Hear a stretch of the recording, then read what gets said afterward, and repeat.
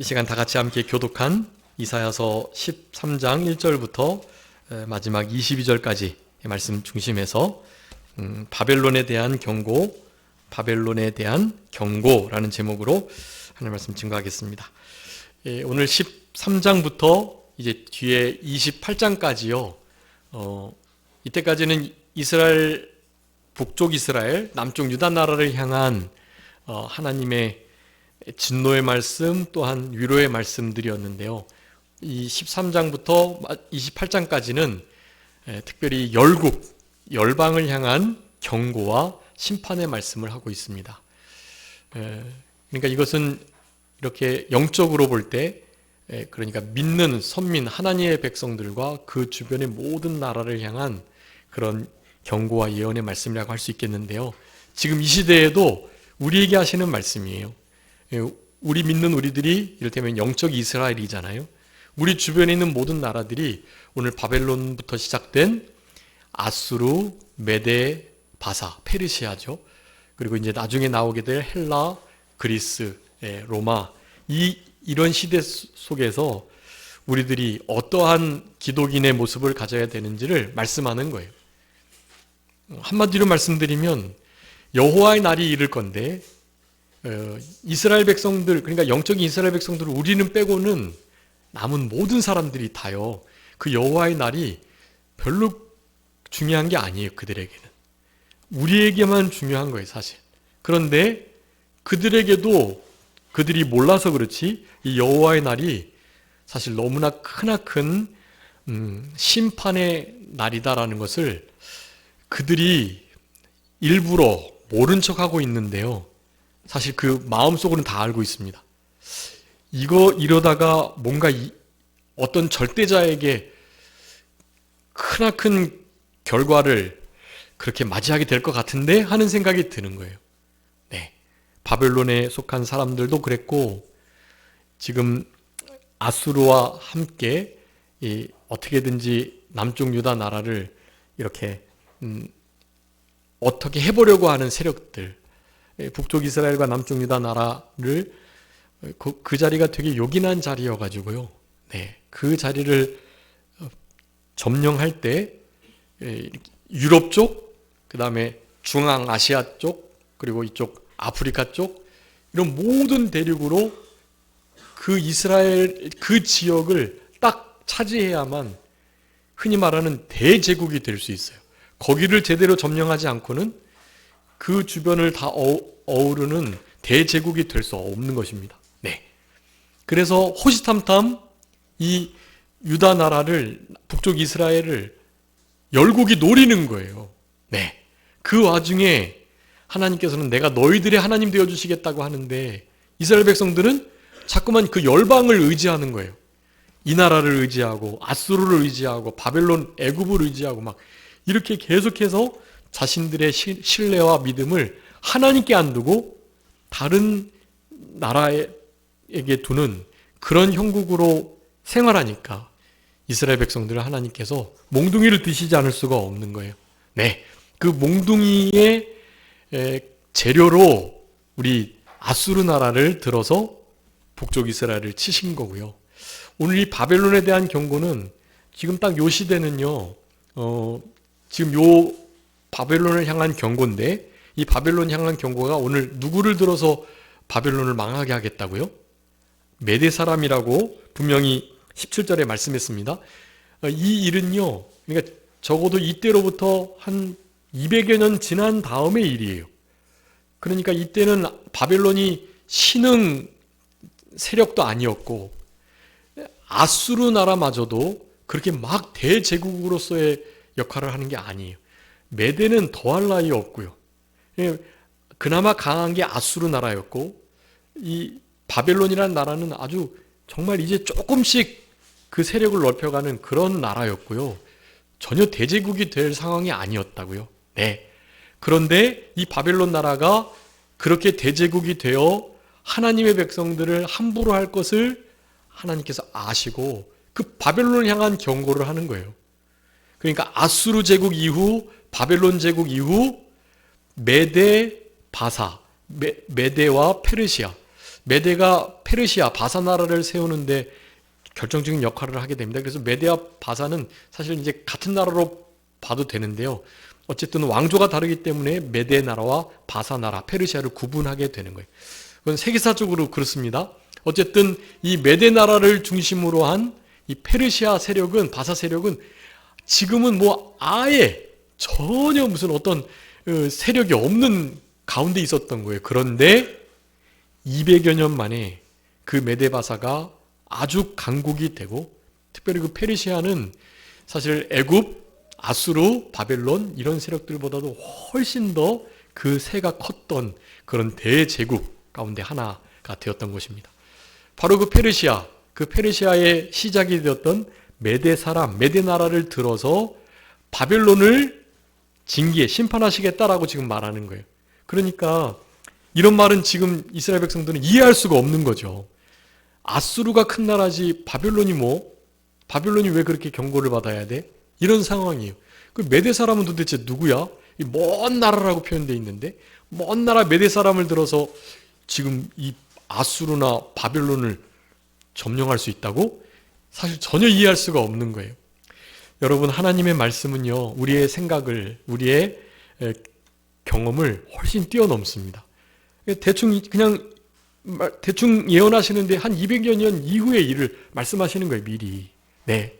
그리고 이사야의 아주 중요한 핵심적인 메시아의 노래들, 메시아 시대의 일들, 우리가 지난 시간에 살펴봤잖아요. 이 메시아 나라의 역사들은 언제적 얘기를 예언하고 있는 것입니까? 적어도 700년, 800년 이후의 일을 미리 그렇게 지금 다 얘기를 하고 계신 거라니까요. 여러분, 우리 하나님은 진짜 하나님 되시는데요. 우리 이사야 뒤에 43장에서 배우겠지만 하나님께서 이렇게 말씀하세요. 야, 너희들 진짜 신과 가짜 신이 어떤지를 한번 변론해보자. 예. 하나님께서 하시는 말이에요. 변론해보자. 여호와, 유일하신 참된 신인 내가 진짜냐? 열방의 왕들, 우상들, 점성술사들, 예언가들, 이런 이들이 진짜 신적 존재들이냐? 한번 좀 대결해보자. 그렇게 말씀을 하시면서요. 그런 말씀을 하십니다. 내가 그랬던 것처럼 나는 지금 200년의 앞의 일들을 예언하고 있고, 그리고 700년, 800년 이후의 일을 지금 예언하고 있다. 너희들이 진짜 신이라면 앞으로 될 일들을 예언하고 그 일을 너희들이 성취해봐라 라고 말씀하는 거예요. 예언한 일을 실제로 성취할 수 있는 능력이 있다면 그건 신적 존재라고 봐도 된다는 거죠. 근데 그럴 신이 없죠. 네, 그럴 수 없습니다. 오직 진짜 역사를 주관하시고 세상을 만드셨으며 우리의 생사화복을 주관하시는 그분, 여러분, 그분만이 앞일을 예언하시고 그것을 이루실 수 있는 유일한 분이세요. 네. 그러니까 그분이 진짜라는 겁니다. 어떻게 하다 보니까 예수님을 믿게 됐는데요.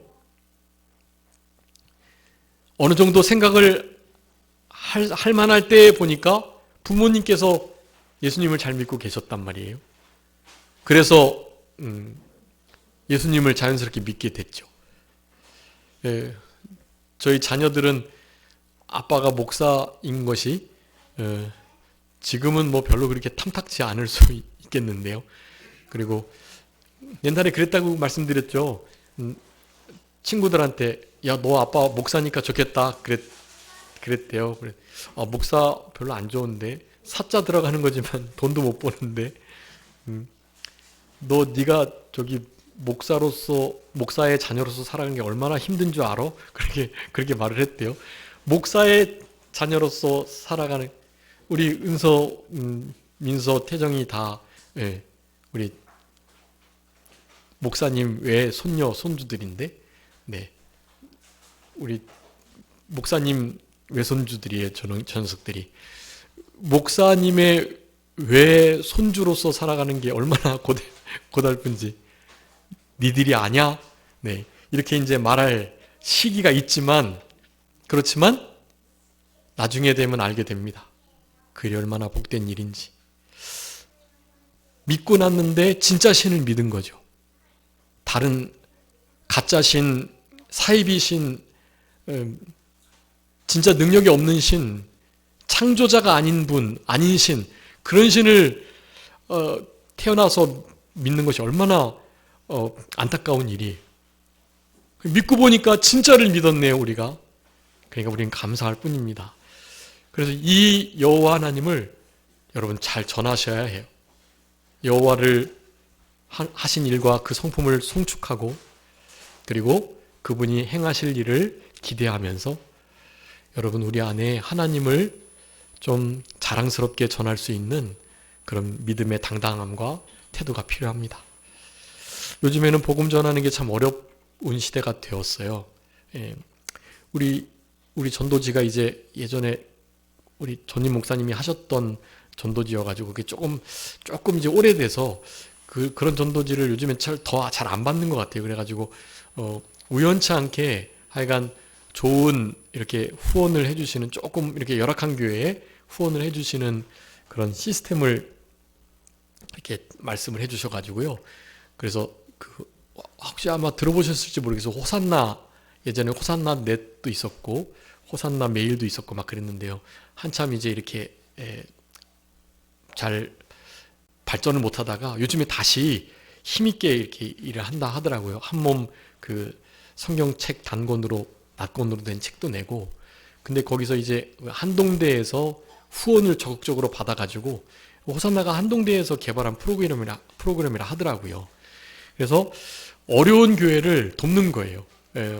절기 때마다, 절기가 세 절기가 있죠. 크게 부활절, 추수감사절, 성탄절, 이렇게 세 절기가 있죠.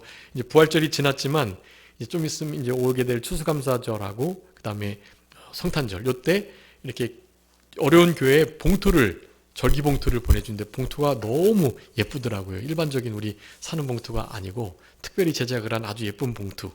그리고 또 여러 이렇게 헌금 봉투나 또 주보들이나 뭐 여러 가지를 많이 지원을 해준대요. 그래서 우리 교회는 뭐 미자립은 아니지만 좀 그런 도움을 좀 받아보려고 일정 부분을 후원을 하면 그렇게 아주 많은 혜택을 준다고 하더라고요. 그래서 호산나를 통한 그런 도움을 좀 받아보려고 하는데요.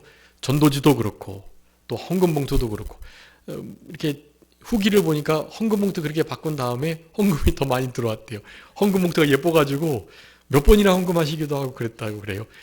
뭐 그런 것은 중요한 게 아니지만 조금 요즘 시대 사람들도 받아도 괜찮을 그런 이렇게 복음이 세련되게 담길 수 있는 그런 전도지면 훨씬 더 유익할 수 있으니까요.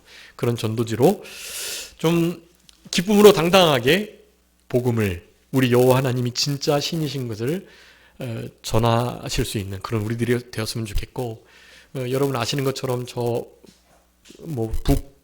북서 유럽에서는요, 지금 실제로 복음을 전하면 수갑을 차고 다른 종교를 향한 혐오의 일들이라고 판단하고 어느 공공장소 앞에서 뭐 손을 모으고 기도하는 것 자체도 불법으로 간주해서 잡혀가는 일들이 있어요. 여러분 이게 먼 나라 얘기가 아닌 것입니다. 반드시 하나님의 나라를, 교회를, 성도를 핍박하는 세력들, 사탄 마귀의 세력들이 있기 때문에요. 그런 일이 반드시 있어요. 그런 일이 있기 전 힘써서 복음을 마음껏 전하시는 우리들이 되었으면 좋겠고, 지금 불특정 다수에게 예수님을 믿으세요라고 전도지를 주는 것이 전혀 범죄가 아니고 이상하지 않은 때예요, 아직까지는. 그런데 이제 이미 그런 것이 좀 미안하기도 하고, 또 그런 것을 실제로 코로나 시기 이후에 뭔가 받는 것이 지금 이렇게 좀 거림칙한 그런 일이 됐기 때문에요. 실제로 이제 언제 이렇게 전도지를 가지고 할 수 있을지 알 수 없습니다. 네. 그렇기 때문에 그리스도의 향기를 발해서 자연스럽게 그리스도의 편지 역할로 하나님께로 오게 하는 일이 가장 좋을 것 같고요. 근데 그 일뿐만 아니라 실제로도 복음을 전하는 일이 우리에게 필요하다. 여러분 복음을 전하면 성령님께서 같이 해주세요. 성령님이 아주 그때 강하게 역사하십니다. 만나야 할 영혼들을 만나게 하시고요. 네, 우리 여민 성도님도 친구들 맨날 교회 나랑 같이 가자 이렇게 늘 말씀하신다고 하잖아요. 얼마나 귀하신 건지 몰라요. 너무 따르는 분들이 많고 관계를 잘 하시니까 우리 예민성도님 말씀하시면 그래 한번 가볼까 하는 사람들이 있는 거예요. 여러분 그런 게 참 좋은 전도입니다. 그런 게 그냥 은연중에 그분의 향기를 맡고 우리 주님께로 올 수 있게 하는 아주 중요한 루트가 되는 거거든요. 그런 일들을 힘써 주시면서 동시에 전도지를 가지고 복음을 전하는 일도 힘써 행하는 그런 우리들이 다 되었으면 참 좋겠습니다. 여러분 이제 13장부터 바벨론을 향한 그리고 열국을 향한 경고와 예언의 메시지들이 28장까지 선포되는데요. 여러분 핵심은 그겁니다. 이스라엘 백성들의 모든 주변 나라들은 결국에는 하나님의 심판을 피할 수가 없는데요. 왜 심판을 받을 수밖에 없냐 하면 우리 지난 시간에도 살펴본 것처럼 몽둥이, 막대기, 도끼, 톱 같은 걸로 하나님의 백성들을 하나님이 징계하시고 사랑의 회초리로 징계를 하시는데 그 몽둥이와 막대기 그리고 톱과 도끼가 어떻게 하려고 그런다고요? 그 도끼와 몽둥이, 톱을, 막대기를 쥐고 있는 그 손을 움직이려고 하는 거예요. 도끼를 잡은 그 사람을 들려고 한다니까요. 있을 수 없는 일이잖아요. 하나님은 조금만 노하셨는데 이스라엘 백성들을 향해서 열국이 너무나 잔인하게 덤비는 거예요. 그러니 하나님께서 이스라엘 백성들을 심판하기 위하여 사용된 도구 나라들을 하나님께서는 다 심판하시는 거예요. 하나님께서 미리 예언을 하셨습니다. 나의 백성 이스라엘을 치는 자들, 심판의 도구로 사용됐던 그들을 내가 심판하겠다라고요. 하나님이 그렇게 이 세상을 쓰기로 결정하신 거예요. 그 가운데 이제 이렇게 조금 겸손한 자들, 여러분 이 아수르 나라도 약간 겸손했어요. 아수르 나라의 수도가 어디였죠?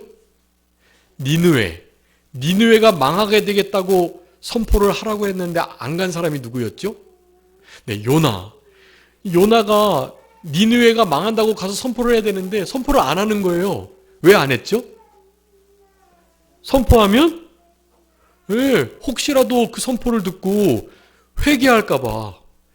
우리 이스라엘 나라의 원수 나라인데 이거 망한다고 선포하다가 그 말 듣고 회개하면은 하나님은 충분히 그 회개하면은 봐주실 분이시니까 하나님의 그 용서와 자비를 긍휼을 아니까 요나가 싫은 거예요, 그게.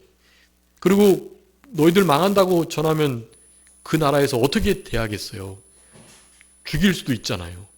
그러니까 두려움도 있고, 그리고 진짜 그 복음이 복음적으로 역사가 돼가지고 만에 하나 니느웨 백성들 아수르 나라가 회개하면은 그건 큰일이잖아요.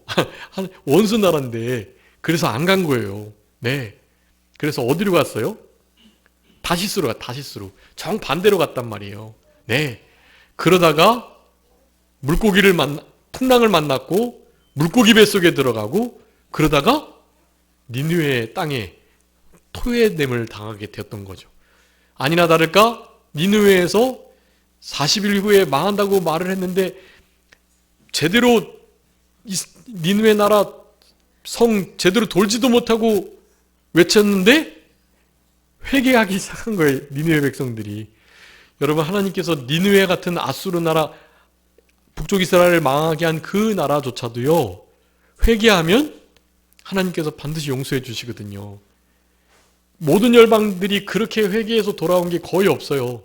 니느웨가 성경에 기록된 몇 안 되는 회개한 이방 나라 중에 하나예요. 네. 정말 그렇게 회개하기 어려운 것입니다. 네. 여러분 우리 안에 이런 모든 예들을 가지고 망할 수밖에 없는 이방 나라들을 향해서 여러분 불쌍히 여기는 마음을 가지셔야 해요. 불쌍히 여기는 마음. 네. 여러분 이게 아주 중요합니다. 저도 우리나라를 함부로 하는 또 교회를 함부로 하는 이들을 불쌍히 여기고 싶은 생각이 없어요. 그럴 마음이 전혀 없어요. 하나님 좀 원수 갚아주세요. 전애들 하나님의 공의로우심으로 심판해 주세요. 이런 마음이 들지 하나님 전애들 진짜 지옥가게 되어서 망하게 생겼는데 우리를 괴롭힌 건 정말 괘씸하지만 하나님 한 번만 좀 도와주세요. 긍휼을 베풀어 주세요. 이런 기도가 잘 안 나온다고요. 여러분, 그런데 그런 기도를 해야 할 필요가 있습니다. 그것은 사실 우리 자신을 위한 거예요. 우리의 원수된 나라와 원수된 자들을 향하여 하나님의 긍휼하심을 구할 때 여러분, 그 긍휼의 기도가 누구에게 돌아올까요? 네, 우리에게 돌아오는 거예요. 하나님 좀 불쌍히 여겨주세요. 이런 것은 하나님이 좀 잘 안 들어주세요. 도리어 다른 나라를, 원수를, 또 나를 저렇게 괴롭혔던 그들을 하나님 좀 불쌍히 여겨주세요 기도하시잖아요.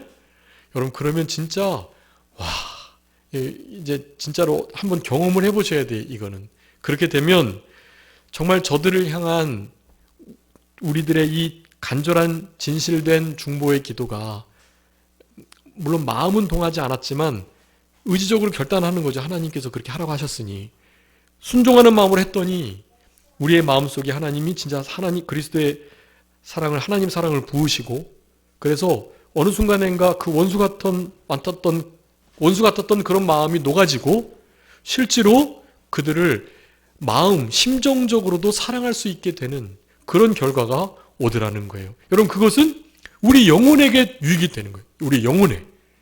여러분, 이것은 아주 대단한 일입니다. 예, 여러분, 성경의 핵심이 뭐죠? 성경의 핵심? 사랑입니다. 예수님을 통해서, 구약의 하나님을 통해서 우리를 향하신 사랑을 성경에 그렇게 기록해 두신 거예요. 그러니 우리는 예수님의 사랑을 따라서 사랑하는 자가 되어야 하는 거거든요. 근데 그게 어려워요. 죽기 전까지, 숨이 꼴딱꼴딱 넘어가기 전에도 사랑을 온전히 이루지 못하고 가는 사람들이 많단 말이에요. 그런데 우리가 그런 기도를 드리는 순간 진짜 우리에게는 찾아볼 수 없는 원수를 향한 사랑의 그 마음이 실제로 풍겨나고 생겨나게 된다는 사실. 여러분, 이게 우리 영혼에 얼마나 큰 유익이 되는지 알 수 없습니다. 우리 주님을 어마어마하게 많이 닮은 자로 나중에 나타나게 되는 거예요. 그러니 우리에게 원수같이 대하는 이들을 우리는 사랑하는 마음으로 위해서 기도해 주는 것이 필요하고, 그렇지만 선지자적 역할을 감당하는 건 해야죠. 이렇게 외쳐야 합니다. 너희들 좀 있으면 망하게 될 거야. 이때로부터 이제 180년 후에 실제로 메대 사람들이 바벨론 나라를 정복하는 일이 있었던 거예요. 그래서 이제 메대 페르시아 왕국이 시작되는 거죠. 바로 그때 이스라엘 백성들이 바벨론 포로에서 돌아오게 되는 거예요. 바벨론 포로에서 70년 만에 돌아오게 되는데 돌아온 지 얼마 되지 않아서 바벨론은 망하게 되는 것입니다. 하나님의 그 작전과 뜻이 그렇게 이루어져 가는 거예요.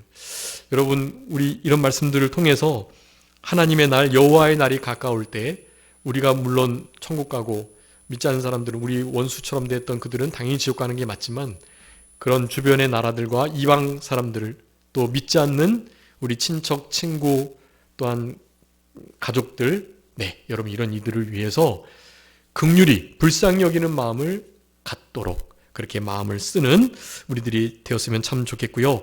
그 모든 것들은 오전에도 말씀드렸던 것처럼 그리스도의 향기를 잘 품은 자들, 그리스도의 향기를 품는 자들은 그리스도의 사랑이 마음 가운데 부어진 자들이라는 사실을 여러분 기억해 주시면서, 자, 오늘 1절부터 8절까지는 여호와 심판의 날이 임할 것을 예고하고 있습니다. 자, 심판의 날, 특별히 여호와의 날이라는 표현을 쓰고 계세요.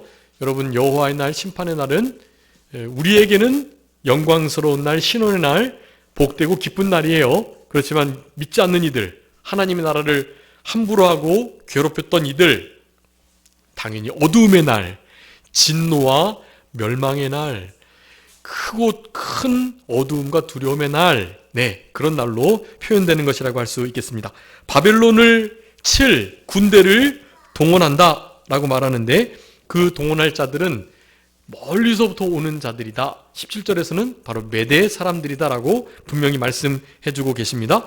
그때 바벨론 사람들이 얼마나 큰 고초를 겪어서 애곡하고 애통한다고 그렇게 말씀을 해요. 9절부터 16절까지는요, 심판의 시행으로 말미암아서 벌어질 여러 가지 일들을 예고하고 있습니다. 여러분, 이 예고의 말씀들은요, 거의 10절부터 9절부터죠. 네, 9절부터 16절까지 여러분 요 날은요, 우리가 계시록에 나온 것처럼 하나님을 대항하는 세력들을 바벨론 나라라고 흔히 말했잖아요. 바벨론이 아주 고약한 그런 나라였어요, 사실. 그래서 바벨론은 그냥 세상 나라의 대명사가 되어버렸습니다. 예. 바벨론 교회, 바벨론 나라. 이것은 하나님의 교회와 하나님의 나라를 대적하는 악한 세력들을 대명사처럼 일컫는 거예요, 바벨론. 네. 근데 그 바벨론이요, 여러분 얼마나 고초를 당했는지, 그 고초의 모습들을 우리 이제 그 10절에 보면, 뭐 이를테면 하늘과 별들, 무리가 빛을 내지 않는다. 달이 빛을 비추지 않고 해가 돋아도 어둡다라는 표현을 쓰고 있어요. 여러분 이것이 무슨 일입니까? 이것은 하나님의 일반 은총마저도 거두어 가신다는 뜻이에요. 해를 비춰주고 공기를 주시고 달로 밤을 주관하게 하신 이 일을 그치시겠다는 거예요. 여러분 하나님이 일반 은총을 그치시면 그건 진짜 큰일입니다. 네. 여러분 지금 우리나라도 아니 전 세계도 여러 가지 기후 변화로 그리고 또 안 좋은 뭐 일들로 사실 많이 씨름하고 있는 상황이지요. 그런데 그것은 이제 조금 과장된 면이 있는데요. 무슨 지구 온난화라든가 그리고 지금 이산화탄소가 많아지는 일, 오존층이 깨지는 건 맞는데 그 이외에 빙하가 녹는다, 또 얼음 전 세계가 얼음으로 나중에 또 뒤덮이겠다, 이런 류의 뉴스들이 많았어요, 여태까지. 근데 아시는 것처럼 여태까지도 지구는 잘 버텨왔고 그 모든 것들은 사실 우리를 불안케 하고 자기네들이 가지고 있는 소기의 목적을 달성하기 위한 수단들로 그것들을 사용했어요. 여러분 기후 문제에 대해서는 너무 크게 걱정하지 않으셔도 돼요.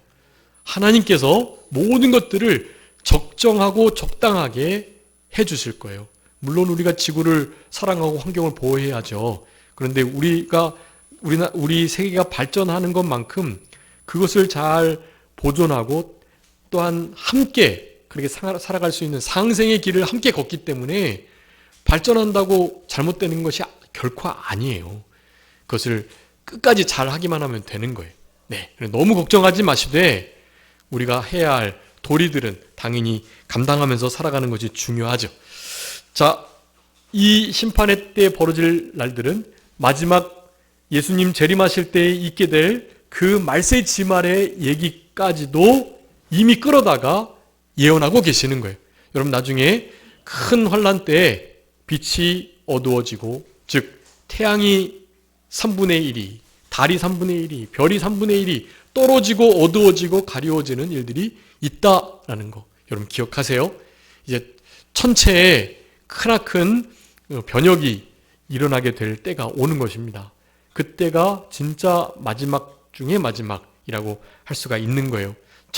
천체에 여러 가지 환경들, 지변이 생겨가지고 지구가 같지 않은 상태가 이루어진다. 마지막 17절부터 22절까지는요, 분명하게 말씀해 주세요.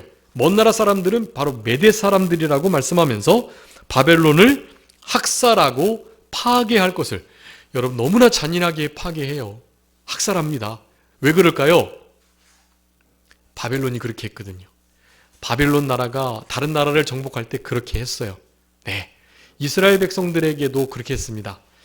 사실 다른 나라 정복할 때보다는 심하지 않았다고 하는데요. 어쨌든 그렇게 잔인하니, 그렇게 교만해서 함부로 잔인하게 하니, 네, 하나님은 100만큼 화내셨는데 이 바벨론은 200만큼 300만큼 잔인하게 하나님의 백성들과 다른 나라들을 대우했던 거예요. 하나님이 그대로 두실 수 없죠. 행한 대로 보응하시는 하나님께서 갚아주시는 거예요. 자, 그래서 오늘 본문의 말씀을 통해서 여러분 기억해야 할 것은요, 요거를 좀 기억해 주세요. 여기 말씀 보니까 이스라엘 백성들을 향하여 바벨론 나라가 너무나 교만하게 하는 것을 말씀하고 있어요. 이 11절에 보니까 내가 세상의 악과 악인의 죄를 벌할 거다. 교만한 자의 오만을 끊고 강포한 자의 거만을 낮출 거다라고 말씀합니다.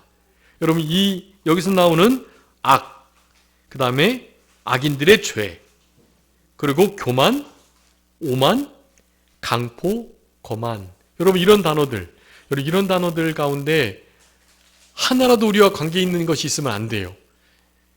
우리와 전혀 관계없는 그런 단어들이어야만 합니다. 그런데 안타깝게도 우리 안에 뭐가 제일 가깝죠? 이 단어들 중에? 뭐가 좀 가깝습니까? 네, 교만. 네, 교만, 오만, 거만. 네, 뭐 이런 단어들. 여러분 이런 단어들은 진짜 우리 믿는 자들로서 경계해야 될 말씀이에요.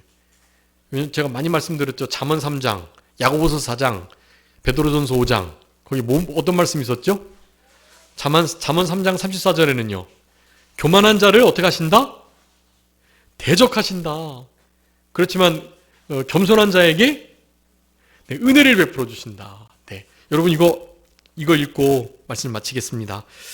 야고보서 4장 6절 한번 읽어주세요. 야고보서 4장 6절, 잠언 3장 34절, 야고보서 4장 6절, 베드로전서 5장 5절. 요 세 가지는 반드시 잘 기억해 주셔야 돼요.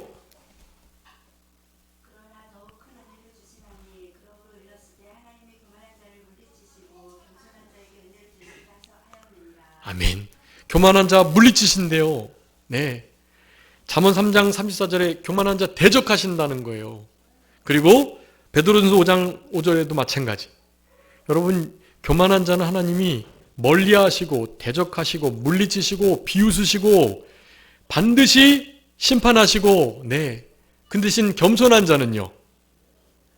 은혜 주시고 만나 주시고 사랑으로 대해 주시고 불쌍히 여겨주시고, 네, 여러분 은혜를 받을 수 있는 자가 되는 게 중요해요. 네, 어떤 자가요? 겸손한 자가요. 여러분 겸손한 자가 은혜를 받는다는 것을 기억하시면서, 네,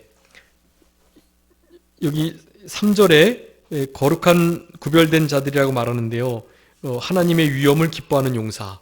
요거는 이제 당연히 메대 바사 나라를 말하는데 이런 이들이 바벨론을 치려고 그렇게 모여들 거예요. 하나님에게 사용되는 이방 나라들이 있어요. 물론 그 메데바사도 바벨론을 너무 함부로 하니까 당연히 또 뒤에 페르시아와 로마, 헬라에게 당연히 침을 받았죠. 결국엔 교만하면 이렇게 다 망하게 된다는. 그렇지만 하나님께 쓰임받을 때는 하나님의 위엄을 기뻐하는 자들이 용사가 된다는, 네, 우리 승리하는 비결 몇 가지 말씀드리면서 우리 이사야서 이 13장 3절의 말씀 아주 중요한 말씀이에요. 강한 용사가 어떻게 되느냐? 하나님의 위엄을 기뻐해야 해요. 그러면 메데바사도 그렇게 이용당하고 우리들은 당연히 더욱더 이용당하게 되는 것입니다.